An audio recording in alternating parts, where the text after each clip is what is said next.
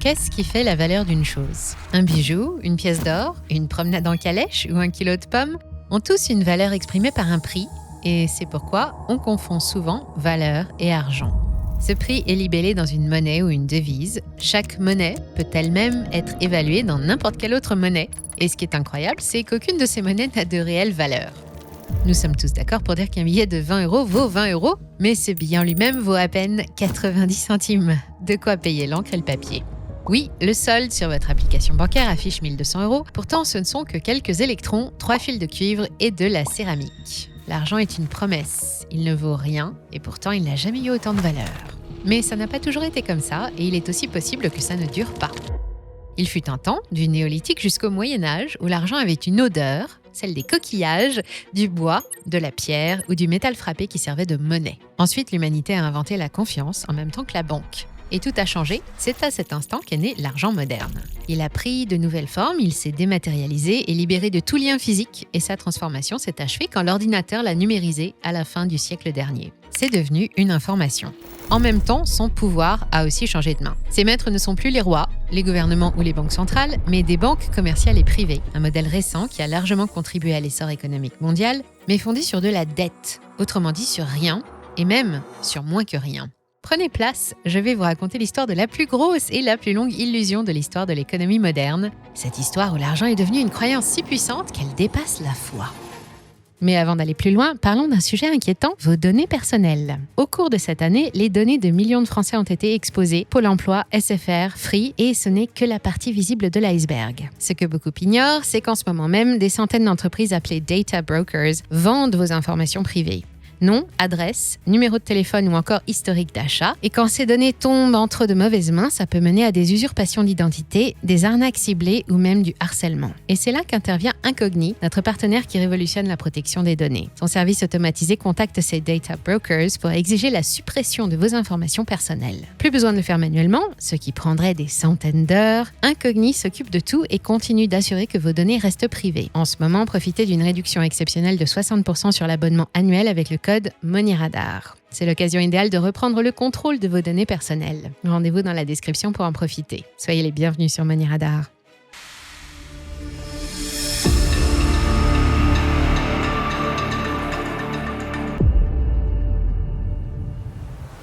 Il y a près de 2000 ans, dans le grand temple de Jérusalem, sous les colonnades de la cour des gentils, un homme en colère a fait parler de lui. Il a renversé les étals, libéré les colombes et fustigé les marchands et les changeurs d'argent. Cet épisode biblique dans lequel Jésus chasse les marchands du temple est célèbre pour être le premier grand texte religieux dans lequel apparaît l'incompatibilité entre l'économie et la spiritualité, ou entre le marchand et le sacré, mais il nous enseigne aussi autre chose.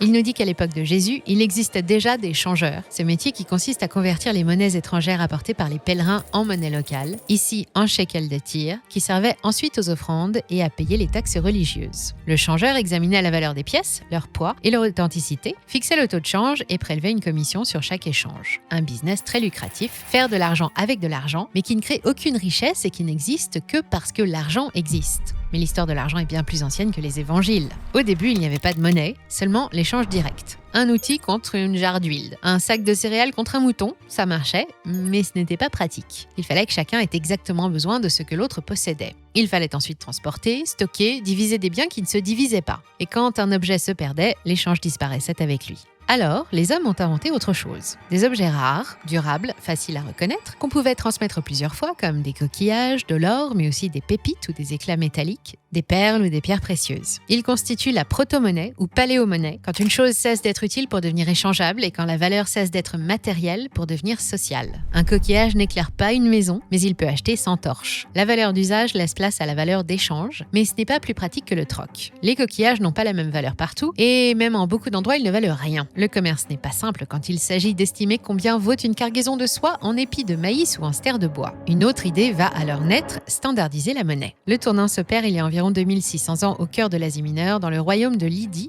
aujourd'hui dans l'ouest de la Turquie. Les souverains décident de frapper des pièces. Ces monnaies, faites d'un alliage naturel d'or et d'argent nommé électrum, portent le sceau du roi. Ces premières pièces datent du 7e siècle avant Jésus-Christ. Rondes, portables et durables, elles offrent un avantage décisif sur les anciennes formes de monnaie d'échange. L'or et l'argent, par leur rareté et leur valeur intrinsèque, confèrent à ces pièces une valeur perçue comme stable et universelle. Mais au même moment, de l'autre côté du monde, en Chine, des formes monétaires métalliques évoluent aussi. On y fabrique des monnaies en bronze, parfois en forme d'outils, des spade money ou knife money, avant que n'apparaisse plus tard la monnaie percée d'un trou rectangulaire. Ainsi naît véritablement la monnaie moderne, un métal frappé, garanti par une autorité, accepté par des communautés larges et capable de circuler bien au-delà des marchés locaux. Des siècles plus tard, un nouveau bond en avant transforme encore la nature de l'argent. En Chine, sous la dynastie des Song et dès le XIe siècle, les premières formes de billets apparaissent. Au départ, ces billets sont émis par des marchands avant d'être adoptés par l'État. Ils ne contiennent ni or ni argent, leur valeur repose seulement sur la garantie d'un pouvoir central. Ils peuvent être échangés contre des pièces métalliques ou acceptés comme monnaie d'échange. C'est la monnaie fiduciaire, ce papier qui porte l'équivalent d'une valeur métallique mais qui, de lui-même, est vide, comme notre billet de 20 €. Sa valeur tient à la confiance collective, à l'autorité qui l'émet, à la promesse qu'on pourra toujours le convertir ou l'accepter. L'apparition des billets marque une vraie révolution. Ils sont plus légers et plus faciles à transporter. Ils coûtent moins cher à fabriquer que de frapper des pièces qui exigent de vider le trésor de l'État. Ce n'est plus la rareté physique d'un métal qui donne de la valeur à une monnaie, mais la promesse, l'accord collectif et la confiance. Ou, comme l'a dit André Mauroy, la monnaie, c'est la confiance inscrite sur un morceau de papier. 100 ans plus tard en Europe, les Templiers, connus pour leur ordre religieux, mais aussi pour leur organisation et leur réseau étendu, proposent un service inattendu. Ils inventent le Traveler's Check. Les pèlerins déposent leur argent dans une commanderie templière avant leur départ pour la ville sainte. Ils obtiennent un reçu qui peut ensuite être échangé contre de l'argent dans les commanderies situées sur leur chemin. Ainsi, ils voyagent sans risque et la confiance s'inscrit définitivement sur du papier. La banque moderne est née. Elle prolonge la logique de la monnaie fiduciaire. La valeur n'est plus dans le métal, mais dans la promesse de remboursement et elle devient son instrument. Des comptoirs de Florence et Gênes aux grandes banques centrales européennes,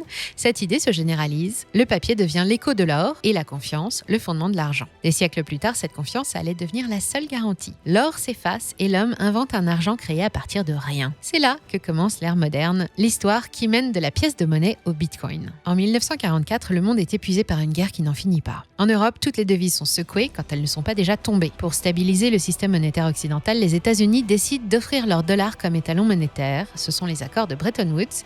Ils créent un nouveau système monétaire international. Chaque devise se voit attribuer une valeur en dollars américains avec un taux de change fixe. Et pour convaincre les pays d'adhérer à la proposition, le dollar est déclaré convertible en or. Tout porteur pouvait venir réclamer sa valeur en or au comptoir de la Banque fédérale américaine. Ça a duré jusqu'en 1971 et propulsé l'Amérique à la tête du monde économique et financier. Mais ça a aussi ruiné le pays, alors empêtré dans la guerre froide et celle du Vietnam.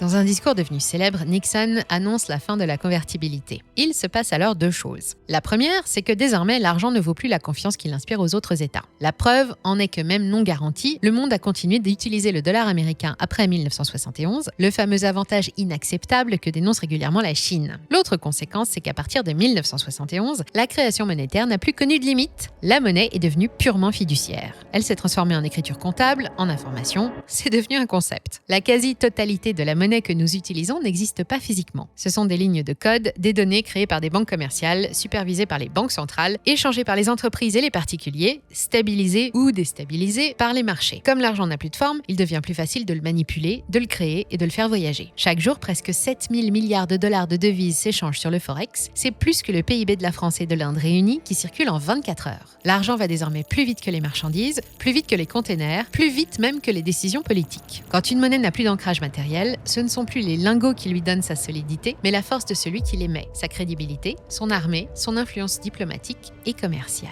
C'est exactement ce qui s'est passé avec le dollar et c'est exactement ce que les autres superpuissances émergentes cherchent aujourd'hui à contester. Depuis toujours, une monnaie remplit 3 rôles officiels et pour ça, elle doit être stable, portable et divisible. D'abord, c'est une unité de compte. Elle fournit l'étalon qui permet d'exprimer un prix, de mesurer et de comparer la valeur des biens et services au sein d'une même économie. Elle sert aussi d'intermédiaire universellement accepté. C'est un moyen d'échange qui remplace le troc et fluidifie les transactions entre vendeurs et acheteurs. Elle évite la double coïncidence des besoins et permet des paiements rapides. liquides, qu'ils soient en espèces, scripturaux ou électroniques. La troisième fonction, c'est la fameuse réserve de valeur, le cash, comme on l'appelle. Son rôle est alors de protéger un capital tout en restant disponible à tout moment. Mais attention, ce n'est pas la panacée. Le cash ne peut rien faire contre l'inflation. Actuellement, le dollar est toujours la première monnaie d'échange et de réserve dans le monde parce qu'il apparaît plus solide. C'est la monnaie des échanges énergétiques, celle qui fixe les règles, les grands contrats et les sanctions. Le billet vert n'est pas seulement un moyen de paiement, c'est un outil de nomination géopolitique qui enserre la planète depuis 1944 et c'est grâce à son expansion que les États-Unis ont financé leur insolente croissance avant et après 1971.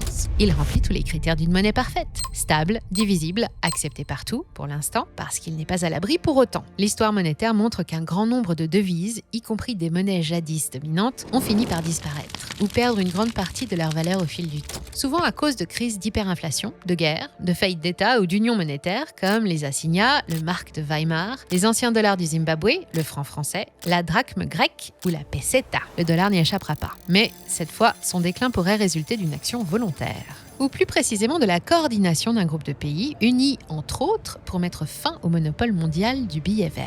Les BRICS, le Brésil, la Russie, l'Inde, la Chine, l'Afrique du Sud et les 9 autres membres qui les ont rejoints sont en train de mettre au point une nouvelle monnaie qui ne reposerait plus sur la promesse ou la dette, mais sur des ressources réelles. De l'or, du pétrole, des métaux critiques, des matières premières palpables et tangibles, une monnaie qui dirait « je vaux ce que la Terre produit, pas ce qu'un État décrète ». Une tentative pour rendre à l'argent son lien avec le monde physique. Il y a seulement 5 ans de ça, l'idée faisait sourire. Pourtant aujourd'hui, le projet a bien avancé. Dans le principe, 40% d'or ou d'actifs tangibles et 60% de devises des BRICS et des infrastructures qui se développent pour une entrée sur le marché en 2030.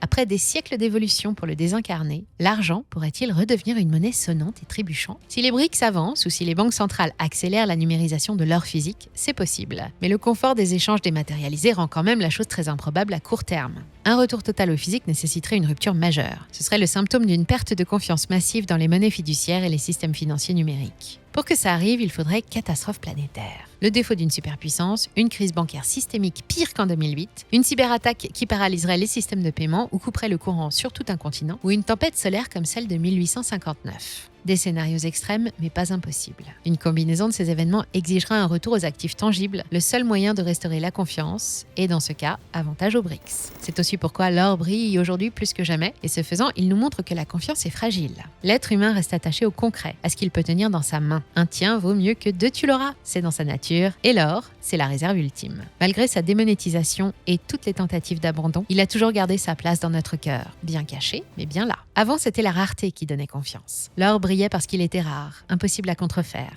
Sa valeur venait de la terre elle-même. Aujourd'hui, c'est l'inverse. C'est la confiance qui crée la valeur. Je vous laisse méditer 2 secondes là-dessus. Le dollar, l'euro et, dans une plus grande mesure, les crypto-monnaies ne valent quelque chose que parce que le monde accepte de croire qu'elles valent quelque chose. Une fiction collective si puissante qu'elle gouverne nos vies, la plus puissante que l'homme ne s'est jamais imaginée, plus puissante que n'importe quelle religion. Le débat reste ouvert sur le statut réel de Bitcoin qui ne remplit pas les critères pour devenir une monnaie, mais qui a quand même quelque chose de plus qu'un simple actif spéculatif. Mais cette nouvelle monnaie, née de la rencontre d'un ordinateur et d'une prise électrique, nous démontre néanmoins, depuis 2009, qu'en matière d'argent, tout ne repose vraiment plus que sur la foi. Et j'ai hâte de savoir ce que vous en pensez, dites-moi tout dans les commentaires. Et n'oubliez pas, j'espère que vous avez passé un bon moment devant cette vidéo. De mon côté, moi, j'ai pris beaucoup de plaisir à la préparer pour vous. Une coquille est toujours possible, mais je compte sur les férus d'histoire pour me faire savoir si j'ai dit une bêtise. Merci pour vos likes et pour votre fidélité. Et n'oubliez pas, pour protéger vos données personnelles contre les fuites et les reventes d'informations, pensez à Incogni. Son service automatisé nettoie et protège vos informations privées des data brokers. Profitez de 60% de réduction avec le code MoneyRadar. Le lien est aussi en description. Merci à toutes et à tous pour votre fidélité. Prenez soin de vous et je vous dis à très vite.